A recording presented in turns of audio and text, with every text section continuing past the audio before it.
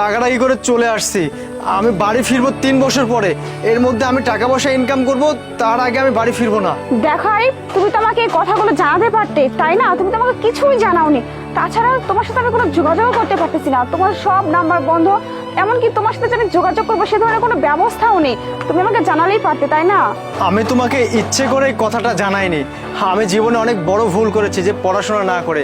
আর যদি পড়াশোনা করতাম তাহলে এই জায়গায় দাঁড়িয়ে থাকতে হতো না। আমি অনেক বড় ভুল করে ফেলেছি। দেখো আরিফ, এসব কথা বলে এখন কোনো লাভ হবে না। আমাদের সম্পর্কটা ছোটবেলা থেকে আমরা একে অপরকে ভালোবাসি। আমি তোমার গার্লফ্রেন্ড। এসব কথা বলে তো তুমি এখন পার পাবে না। পড়াশোনা করাই তাতে কি হয়েছে? আমাদের সম্পর্ক তো এইভাবে শেষ হয়ে যেতে পারে না, তাই না? তো আমি কি করব? তোমার বাবা মা আমাকে বলেছে যে আমার মেয়ের সাথে যেন তুমি দেখা না করো। এদিকে আমার বাবা মাও আমি টাকা পয়সা ইনকাম করতে পারি জানার জন্য আমাকে দেখতে পায় না, আমাকে বাড়ি থেকে বের করে দিয়েছে। তাই সিদ্ধান্ত নিয়েছি যে আমি আর বাড়ি ফিরবো না। আর আমি চাই না যে আমার জন্য তোমার জীবনটা নষ্ট হোক। তুমি পড়াশোনা শিখেছো, ভালো একটা চাকরি করো, ভালো একটা ছেলে দেখে বিয়ে করো, আমার পিছু ছেড়ে দাও। আমি তোমার কাছ থেকে এত উপদেশ শুনতে চাচ্ছি না। আমি তোমাকে ভালোবাসবো, তোমাকেই বিয়ে করব।